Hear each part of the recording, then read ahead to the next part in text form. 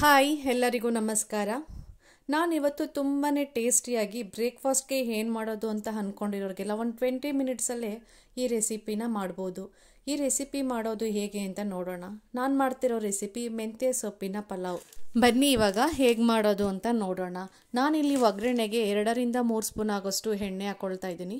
ಮತ್ತು ಇಲ್ಲಿ ಬಂದು ನಾನು 2 ಪಲಾವ್ ಎಲೆ, ಮೊಗ್ಗು ಮತ್ತು 1 ಚಕ್ಕೆ, ಒಂದು 3-4 ಲವಂಗ, ಮತ್ತು ಖಾರಕ್ಕೆ 3-4 ಹಸಿಮೆಣಸಿಕಾಯಿ, 1 ಏಲಕ್ಕಿ, ಒಂದು ಅರ್ಧ ಸ್ಪೂನಷ್ಟು ಸೋಂಪನ್ನು ಹಾಕಿ ಚೆನ್ನಾಗಿ ಫ್ರೈ ಮಾಡ್ಕೊಳ್ತಾ ಇದ್ದೀನಿ. 2 ಈರುಳ್ಳಿನ ಈ ಥರ ಉದ್ದಕ್ಕೆ ಹಚ್ಕೊಂಡು ಇದನ್ನು ಎಣ್ಣೆಯಲ್ಲಿ ಗೋಲ್ಡನ್ ಕಲರ್ ಬರೋಗಂಟ ಸ್ವಲ್ಪ ಚೆನ್ನಾಗಿ ಫ್ರೈ ಮಾಡ್ಕೊಳ್ತಾ ಇದ್ದೀನಿ. 2 ಟೊಮೊಟೊ ಮೀಡಿಯಮ್ ಸೈಜ್ನ ಈ ಥರ ಚಿಕ್ಕದಾಗಿ ಕಟ್ ಮಾಡಿ ಅದನ್ನು ಎಣ್ಣೆಯಲ್ಲಿ ಚೆನ್ನಾಗಿ ಫ್ರೈ ಮಾಡ್ಕೊಳ್ತಾ ಇದ್ದೀನಿ. ಮತ್ತು ಇಲ್ಲಿ 2 ಸ್ಪೂನ್ ಆಗೋಷ್ಟು ಶುಂಠಿ ಬೆಳ್ಳುಳ್ಳಿ ಪೇಸ್ಟ್ನ ಹಾಕಿ ಎಣ್ಣೆಯಲ್ಲಿ ಒಂದು 5 ನಿಮಿಷ ಹಸಿ ಸ್ಮೆಲ್ ಹೋಗೋ ಗಂಟ ಈ ಥರ ಚೆನ್ನಾಗಿ ಎಣ್ಣೆಯಲ್ಲಿ ಫ್ರೈ ಮಾಡ್ಕೋಬೇಕು. ಒಂದು ಅರ್ಧ ಕಪ್ ಆಗೋಷ್ಟು ನಾನಿಲ್ಲಿ ಹಸಿ ಬಟಾಣಿ ತೊಗೊಂಡಿದ್ದೀನಿ. ಒಂದು 3 ಅವರ್ ಅಂತಲೇ ನೆನೆ ಹಾಕಿದ್ದೀನಿ.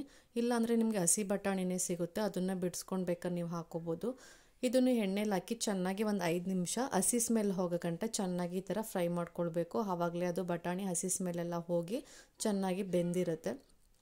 ಒಂದು 5 ನಿಮಿಷ ಇದೇ ರೀತಿ ಎಣ್ಣೆ ಬಿಡೋಗಂಟ ಚೆನ್ನಾಗಿ ಬಟಾಣಿನ ಹುರ್ಕೋಬೇಕು. 1/4 ಸ್ಪೂನ್ ಆಗೋಷ್ಟು ಅರಿಶಿನ ಹಾಕ್ಕೊಳ್ತಾ ಇದ್ದೀನಿ. ನಾವು ಫಸ್ಟೇ ಖಾರಕ್ಕೆ ಹಸಿಮೆಣಸಿಕಾಯಿನ 3-4 ಹಾಕ್ಕೊಂಡಿದ್ದೀನಿ. ನಾನಿಲ್ಲಿ 2 ಲೋಟದಷ್ಟು ಅಕ್ಕಿ ಹಾಕೊಳ್ಳೋದ್ರಿಂದ ನಾನಿಲ್ಲಿ 3-4 ಸ್ಪೂನ್ ಆಗೋಷ್ಟು ಚಿಲ್ಲಿ ಪೌಡ್ರನ್ನ ಹಾಕ್ಕೊಳ್ತಾ ಇದ್ದೀನಿ. ಮತ್ತು 1 ಸ್ಪೂನ್ ಧನಿಯಾ ಪೌಡರು ಮತ್ತು 1 ಸ್ಪೂನು ಗರಂ ಮಸಾಲ ಹಾಕ್ಕೊಳ್ತಾ ಇದ್ದೀನಿ.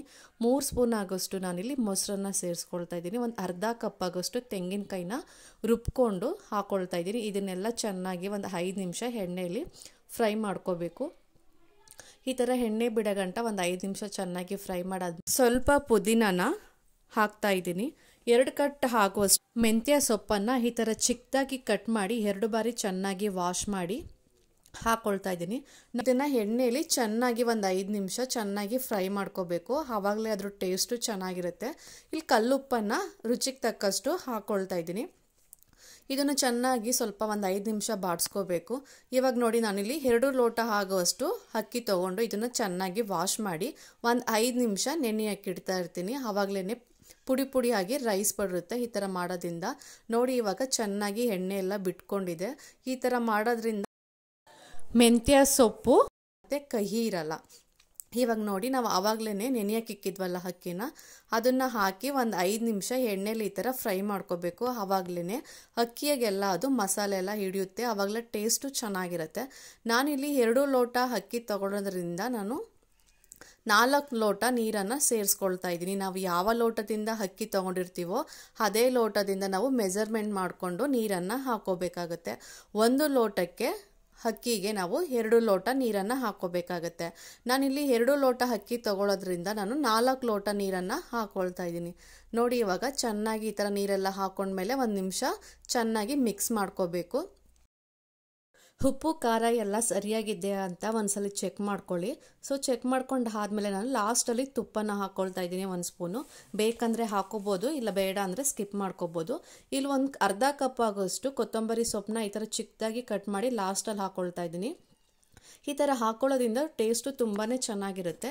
ಇದನ್ನು 1 ವಿಸಿಲ್ ಕೂಗಿಸ್ಕೋಬೇಕು. ನಾವು ಆವಾಗಲೇ ಅಕ್ಕಿ ನೆನೆಯಾಕಿ ಹಾಕಿರೋದ್ರಿಂದ 1 ವಿಸಿಲ್ ಕೂಗಿಸಿದ್ರೇ ಸಾಕು. ನೋಡಿ ಇವಾಗ ಈ ಥರ ಆಗಿದೆ. ಇದನ್ನೆಲ್ಲ ಚೆನ್ನಾಗಿ ಮಿಕ್ಸ್ ಮಾಡ್ಕೋಬೇಕು. ಯಾಕಂದರೆ ಮಸಾಲೆ ಎಲ್ಲ ಮೇಲೇ ಬಂದುಬಿಟ್ಟಿರುತ್ತೆ, ಕುಕ್ಕರಿಂದ ಮಾಡಿರೋದಲ್ವಾ.